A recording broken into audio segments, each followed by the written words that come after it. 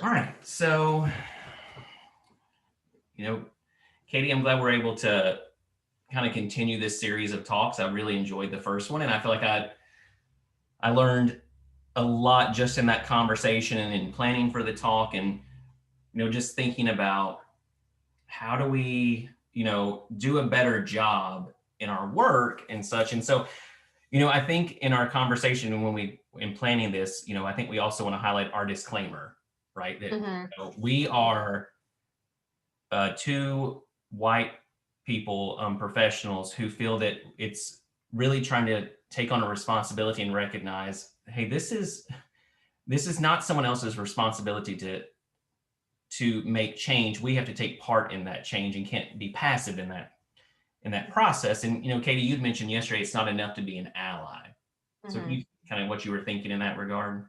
Yeah, yeah. So I think, when we're giving a talk on something like social inequality and race and disability and racism, sometimes I think the first thing that comes to mind is, well, what do two white people know about racism? And the fact is, we don't know what it's like to feel the effects of racism. And so I think that's really important to acknowledge. And it's important to acknowledge that what we're talking about is just introducing some concepts which we understand from an academic and professional standpoint because they impact the people that we work with.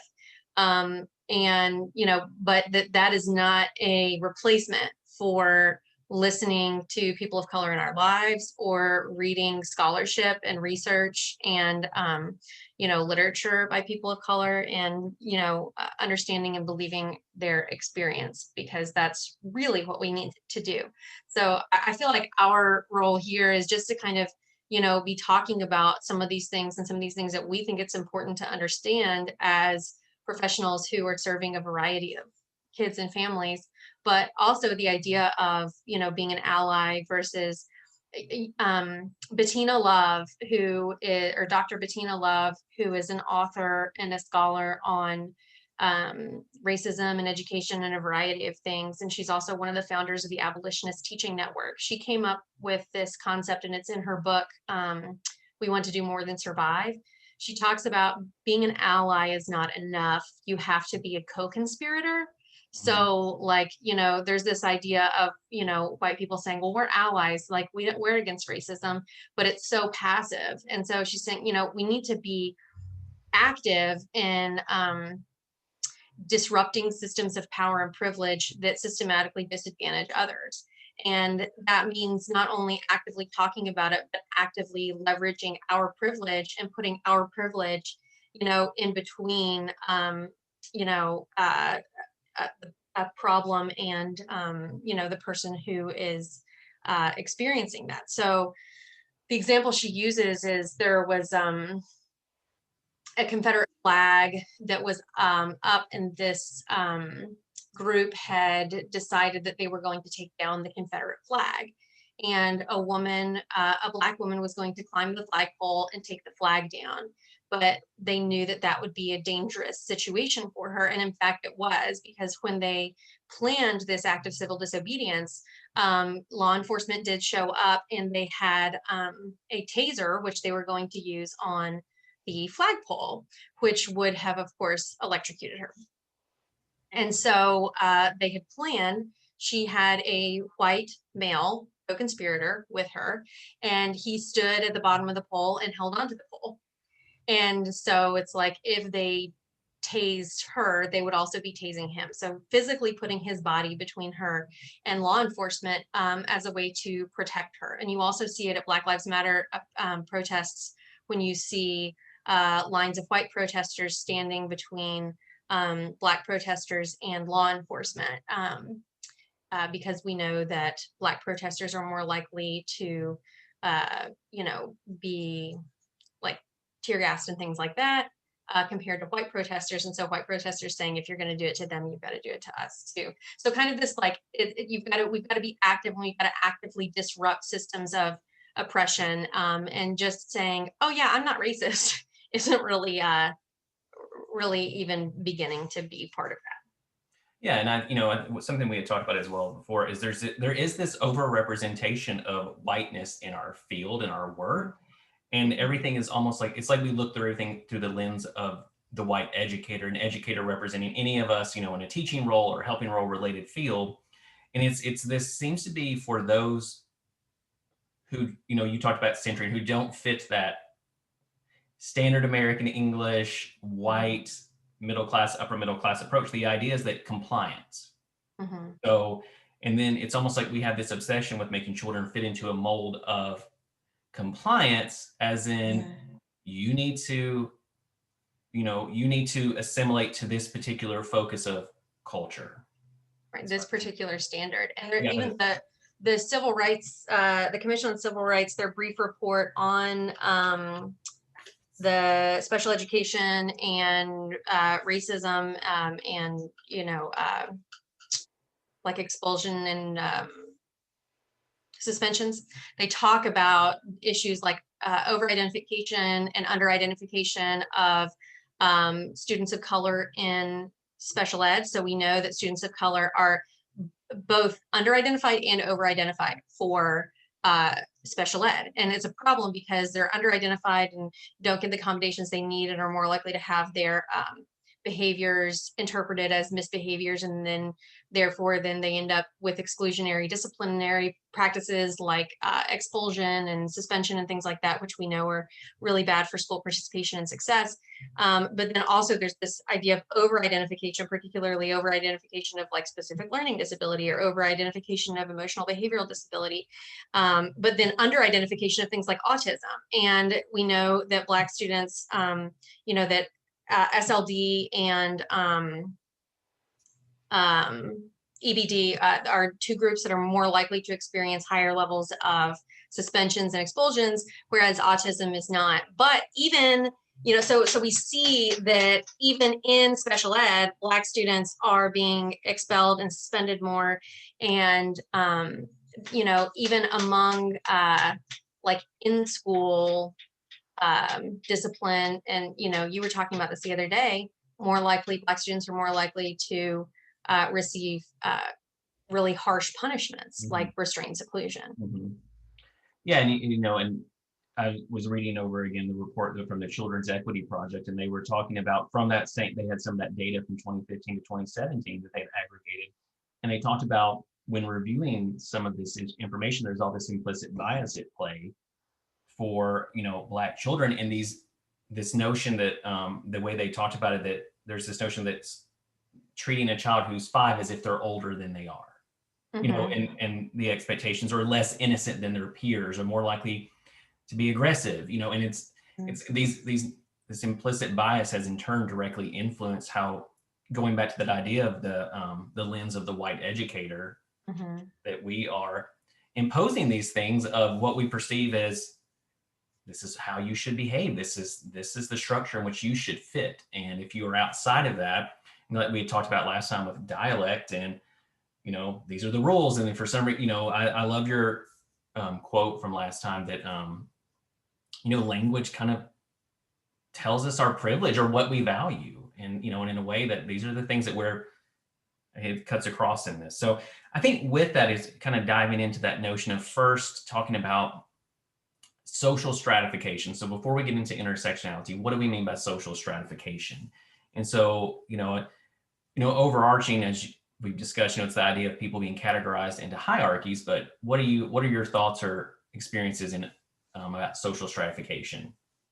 Yeah, so most societies are stratified, right? And like you think about, some societies have caste systems, and so it's very clear what that stratification organization is. But when we talk about the United States, we live in this like really interesting culture, I think, where people believe that that everyone is organized in our culture based on meritocracy. So meritocracy is this idea that like the harder you work, the better off you are.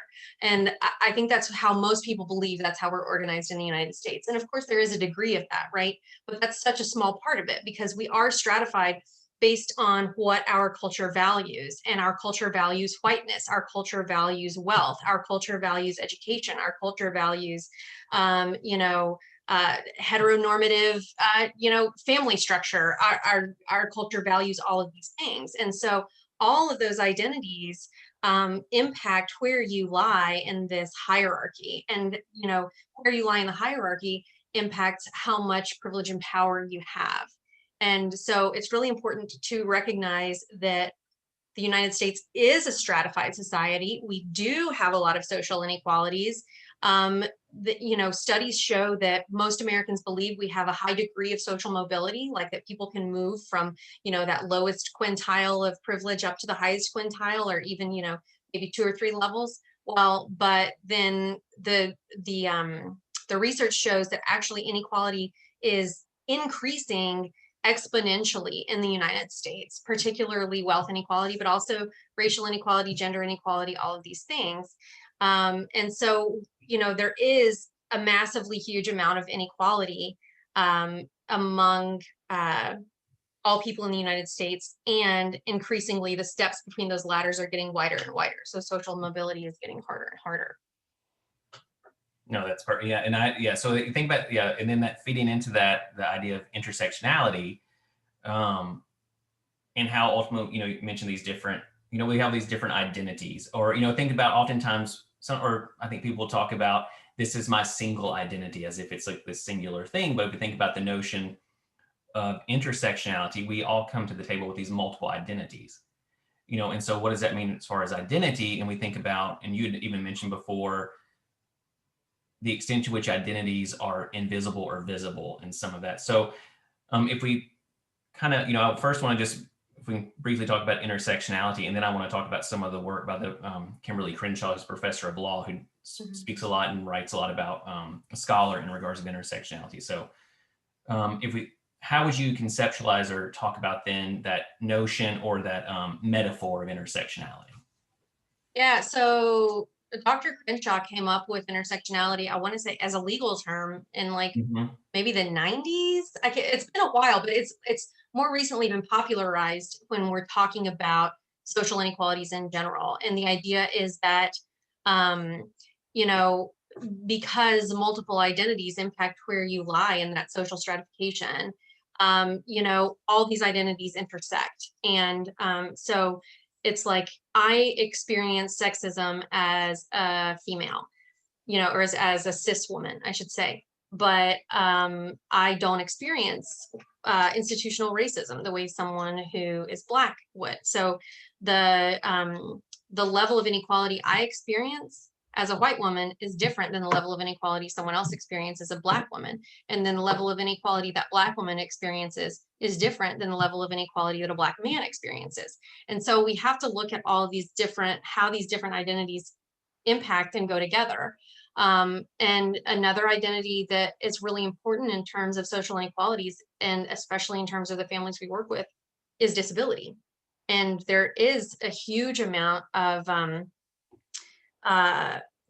discussion about, what does this mean? What does this intersectionality of disability and race mean? And how are we failing to provide support, and failing to serve students who have these intersectional identities? And how are we failing to expand our field so that we have more representation within our professionals and things like that? So that's kind of what I think of when I think of intersectionality.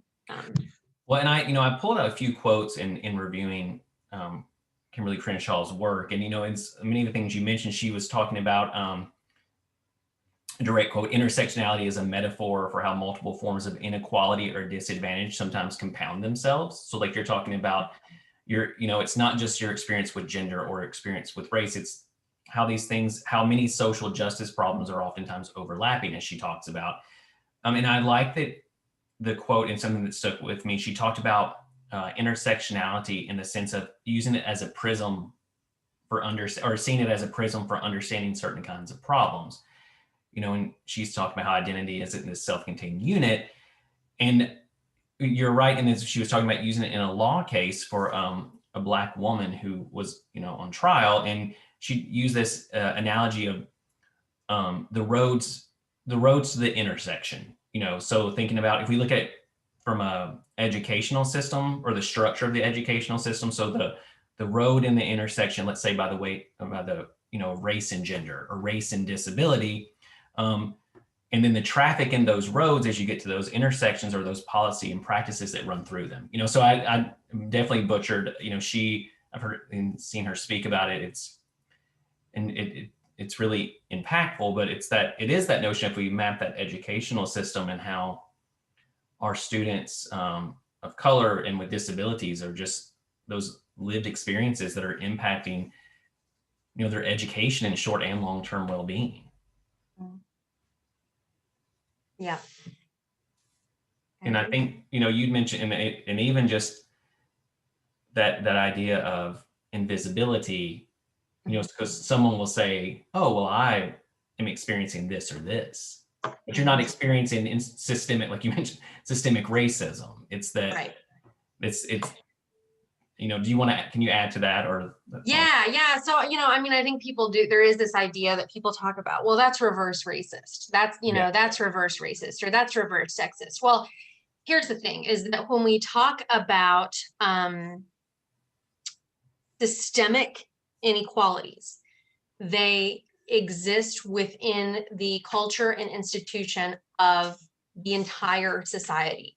So we have racism literally baked into our society. Starting from 1619 all the way to now. I mean, we went from slavery to Jim Crow to mass incarceration, and it's not over. That hasn't stopped. And so the entire system is built around massively racist pseudoscientific ideas and about superiority and white superiority and all this stuff. And the thing that has changed most is how we talk about it. So we talk about it less overtly now than we used to, but our system still values, like we were talking about earlier, values whiteness, privileges whiteness, gives power to whiteness. And so reverse race, you can't talk about something being reverse racist, because when you're talking about systemic inequalities, then the system works for white people and works against people of color. So there's no such thing.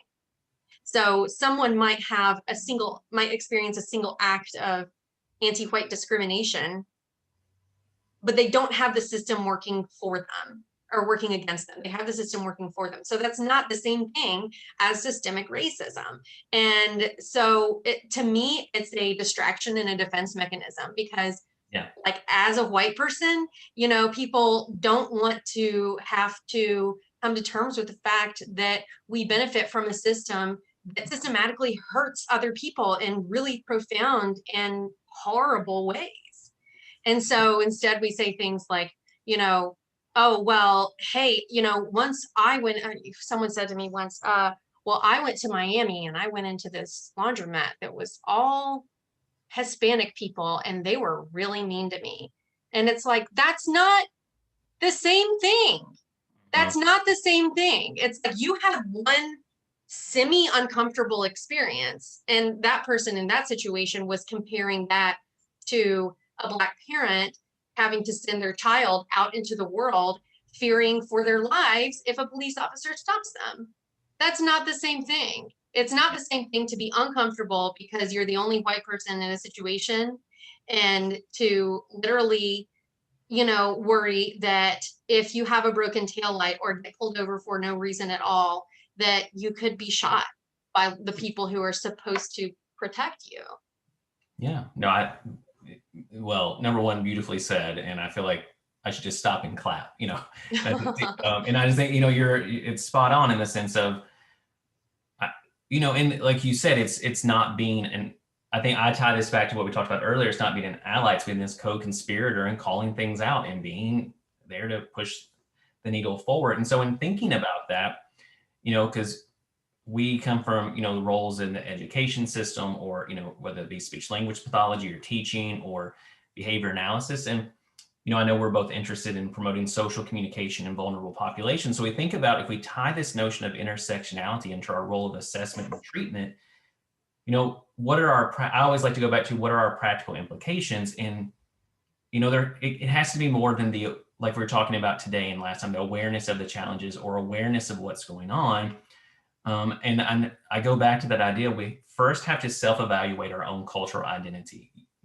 what is it what is part of your culture, thinking about your cultural values, your cultural beliefs. And then, once, that awareness doesn't stop where we have to then become culturally competent, and we have to actively seek out and educate ourselves. And, and it's that notion of getting outside of your really limited bubble and knowing that, oh, there are multiple cultures. And then we think about intersectionality, there are multiple lived experiences. And, again, going back to Kimberly Crenshaw, many of those social justice problems are often overlapping, and we have to better understand those things. So, in doing that work and improving ourselves, we have to consider what information that we come to the table with, but what we still need to learn. So, I think I challenged myself and have been in this field for, since, in some capacity, since 2003, 2004. And it's sometimes mind blowing that, how much better of a job we all need to do in supporting supporting all students, and thinking about, this isn't not the notion of color blindness where, I need to understand culture and such. So, Mhm. but I wanted to give you a chance to add, we had a few minutes left, but what you Yeah, thought about as we approach this. yeah. I mean, I think that this is just like to me, these talks are like here are some concepts that you can run with and try to learn some more about. Yes. And like read authors of color, researchers of color, kind of like I talked about before. But then in terms of like your day-to-day life, I challenge people to think about, well, number one, in higher education, I think we need to do a better job of, having more representative students, Mhm. that are going to become professionals, because as a rule, we're not doing a very good job with that. No. So that's part of it. But then also, when you're practicing in the schools, I challenge you to think about and to really analyze the ways you hear professionals, particularly white professionals, talk about Black families compared to white families, because I guarantee you'll find a difference. Mhm. And maybe not everywhere, maybe not with everyone, but you will find a difference some of the time. And most of the time, that's not going to be it's not going to be positive.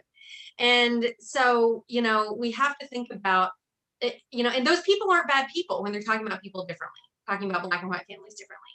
It's this implicit bias, and it's a Mhm. level of ignorance. And so it's, what are our cultural assumptions about people who are different from us?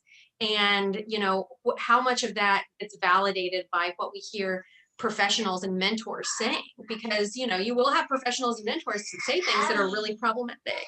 And so being able to educate yourself to a point where you're like, you know what, even though this person who's supposed to be my boss, or this person who's supposed to be my mentor, said this thing, I can recognize that that's problematic, and that's not something that I want to emulate. And if I'm in a place where I can do it, that's something that I'm going to call out, because I think it's inappropriate, and because it's negatively impacting this family that we're working with. I think being able to put yourself in a position to, again, leverage your power to say, like, I am experiencing white privilege in this situation, so therefore this person is saying something to me they probably wouldn't say to a Black colleague. And so I'm going to say, you know what, that's really not cool, because it's, we're judging this Black family in a way that's very inappropriate. So I think that really, learning and understanding and bringing that knowledge into practice with us, both with our colleagues and, with our practice with families, I think is really, really Yeah. important. Yeah. And you bring up so many excellent points. And I think about just how we prepare professionals. I don't think we're not doing a good job at all as a larger, institute, or, as a whole in the field of representing diversity in professionals. It's still this, if people are not doing well in your programs or your personnel, development programs, that's not on them.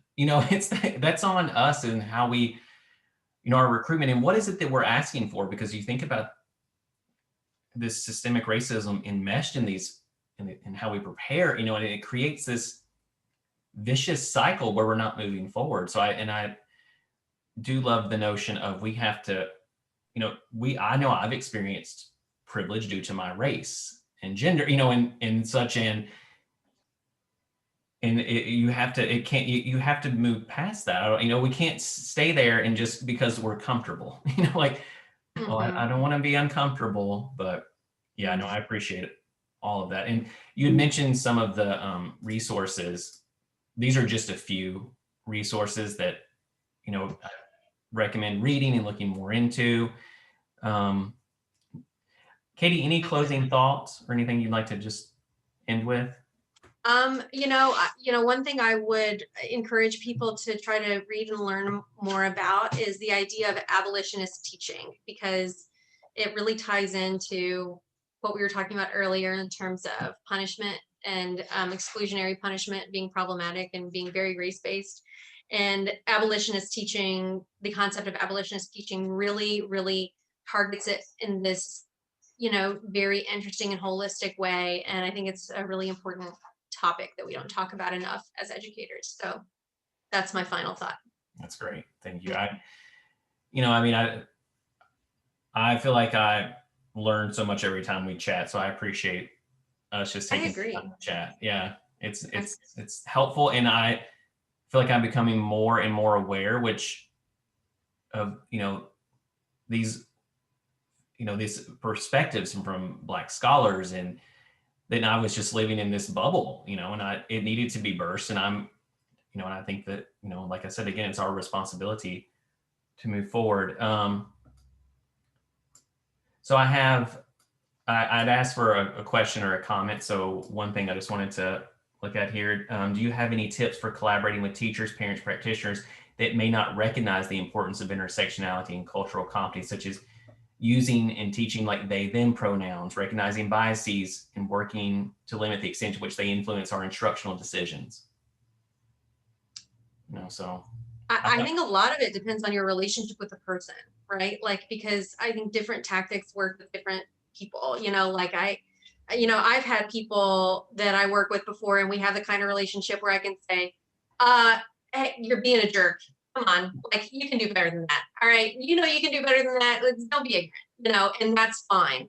And then there are other people who it's like, I could definitely not do that with. And, instead, maybe I talk to them like, this is why it's really important to, to do this. And, like maybe talk to them about a personal experience, that someone has shared with me or something like that. Try to connect with people and with individual conversations. To me, that's always been my best strategy, is connecting with people, at an individual level with individual conversations. That doesn't always work. And sometimes it's hard, especially if that person is your boss. But I think that recognizing that sometimes standing up for these things is going to be scary, and sometimes you might experience negative consequences from it. But I think that's part of disrupting the inequality. Yeah, that's again excellent point. And I go back to the notion of depending on your relationship with the person, but regardless of your relationship with that person, modeling is. Can I have some scissors? Sorry. No, fine. This is all of our home-based approaches, right? But we think about consistently modeling how we should, this is what I value. So if we talk about, language and privilege and what we value, then the way that we communicate, whether that be through speech or AAC, whatever it is, we need to communicate clearly that this is what we value. And I think to shift our society's values, we have to model that and not be afraid to model that. And I know that's again, me even saying that's coming from a place of privilege and feeling like I would be less challenged in doing that. But I think it's talking about using privilege to be, a co-conspirator. So I think that makes. I think also really helps to have someone who is on the same page with you, who you can talk to about, like, this thing happened that made me really uncomfortable. Can you help me talk through what I should do about it? Or like, if something happens and you do get some backlash, that feels really bad. Like, especially, like, some people handle criticism better than others, but like, I know, like, conflict, even though I don't shy away from it, especially if it's something like this, makes me so nervous.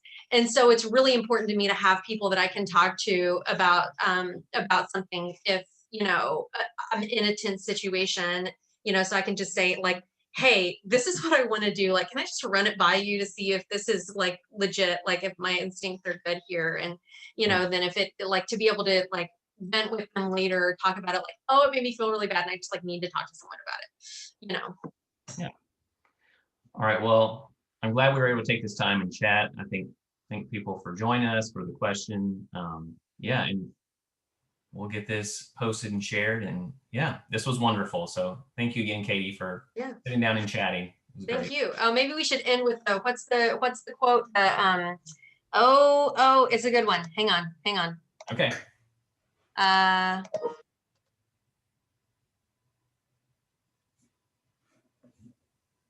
Yes.